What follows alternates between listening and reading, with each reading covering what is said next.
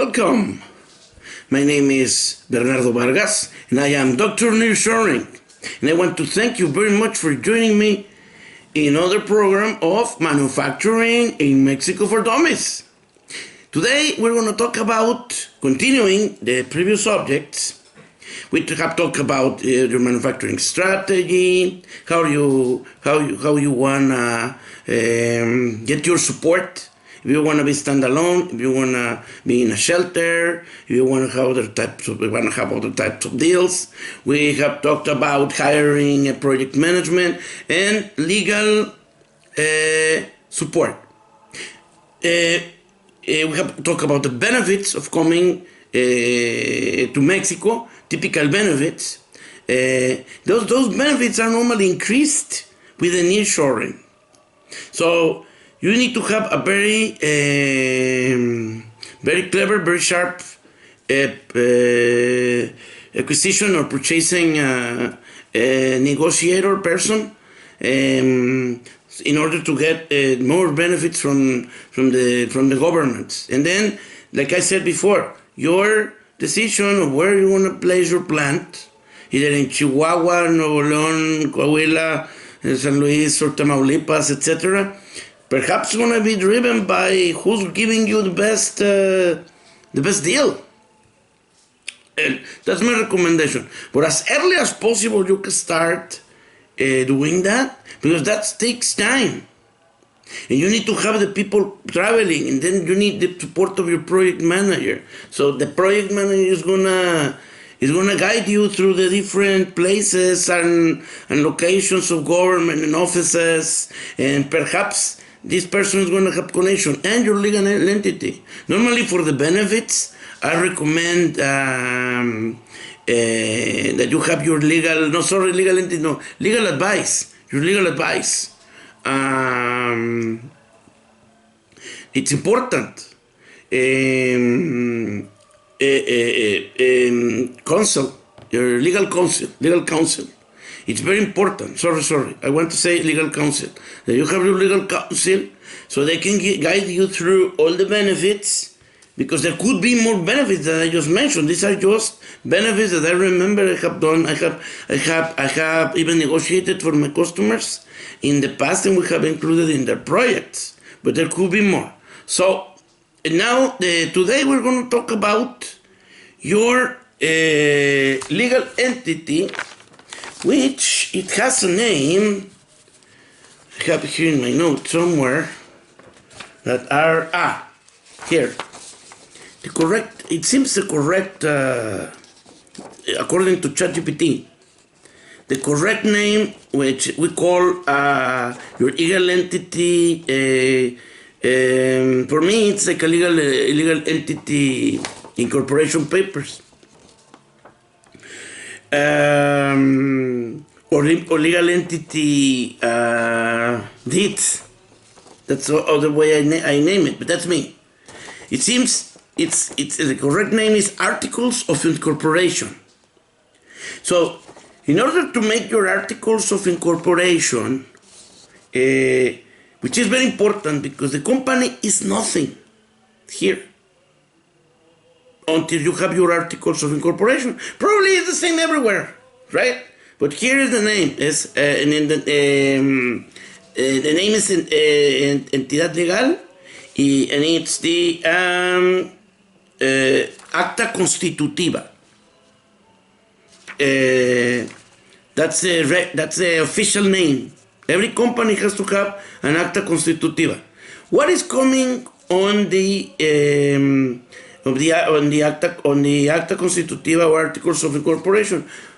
The name of the company, the name of the partners, a brief description of the activities of the company, the investing details, okay, and very important, also the investors, right? A part of the organization as well, and who and the managers or directors, president, whatever, having a power of attorney. That's I think some of the most important. But the other part that it's important for you to decide is what type of economic economic entity you're gonna decide. Normally in Mexico we have a moral person, we identify as a moral person, and what we call a physical person. A physical person is an individual citizen, like Bernardo Vargas, for example. Okay? And a moral person is a company. Okay? So what types of companies we have in Mexico? We have two, but there are other options. But the most popular, more than 90% for sure, are these two: Sociedad Anónima and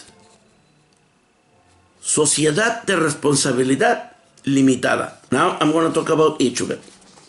Sociedad Anónima, it's a corporation, basically, but it's compared to a corporation everywhere in the world.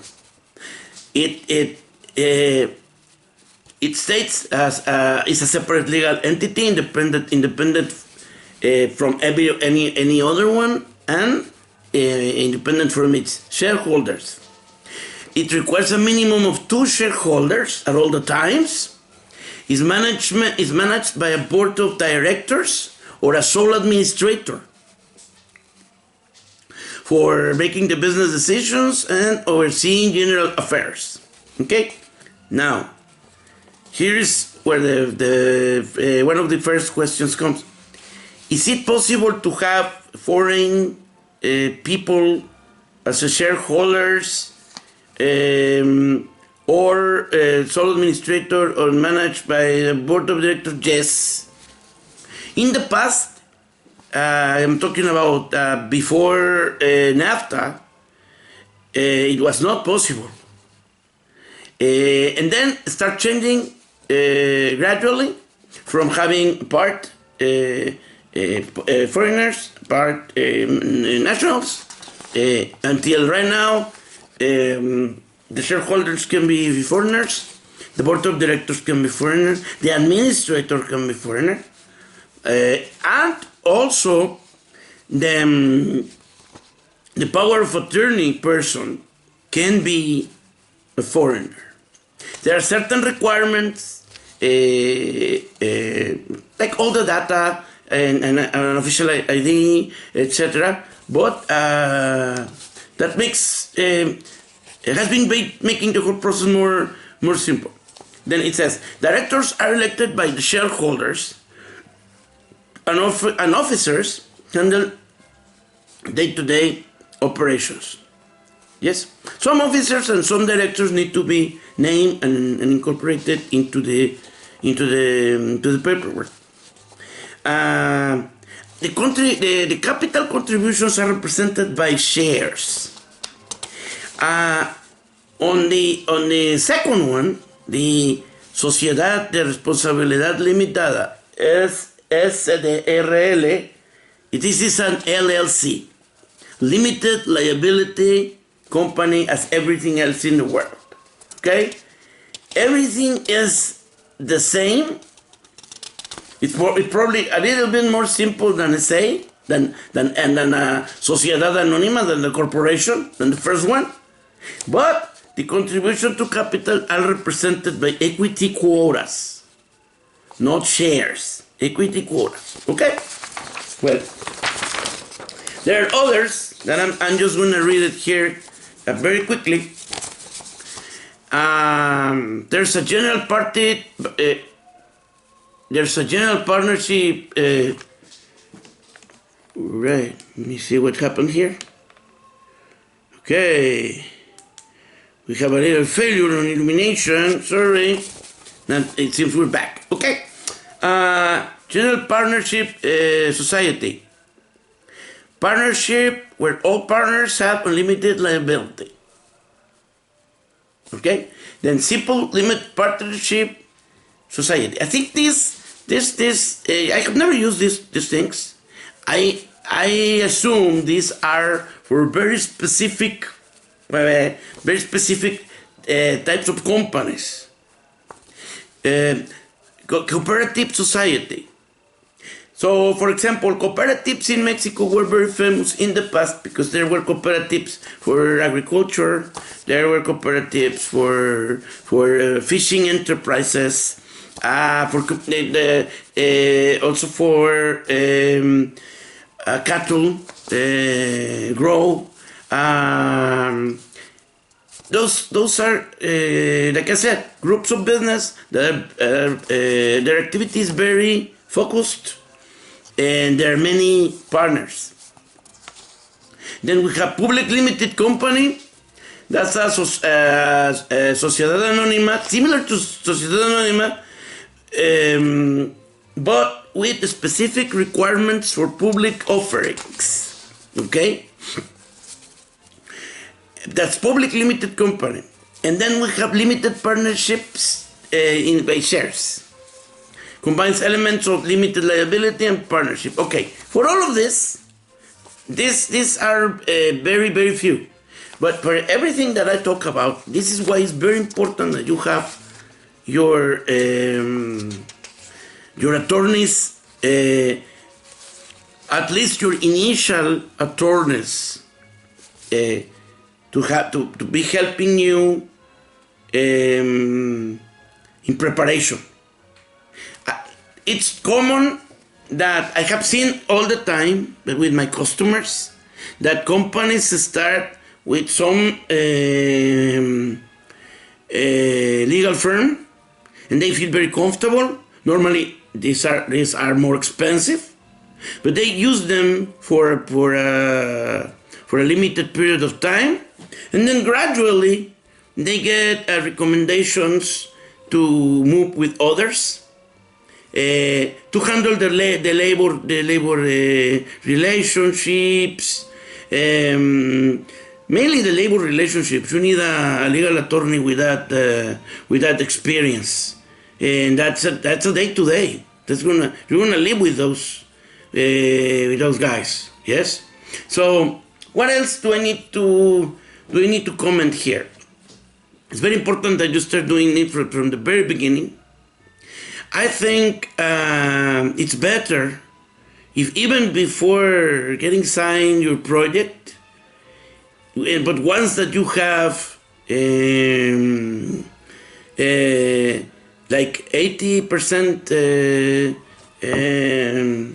of 50% of trust that your company is gonna come to Mexico, that you start working and at least preparing a draft of your what was the name? Articles of incorporation,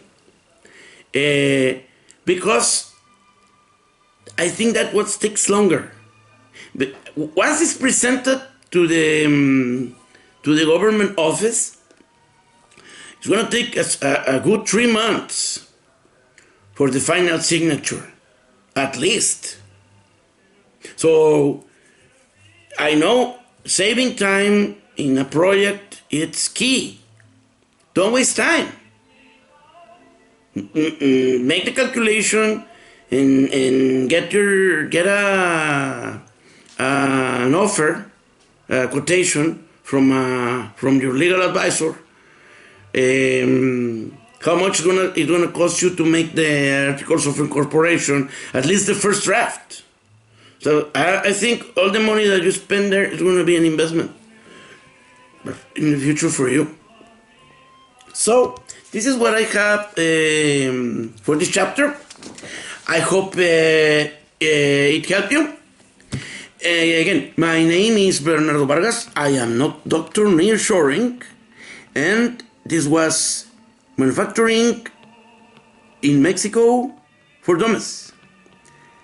Thank you very much, and I hope you see you in the next chapter. Bye.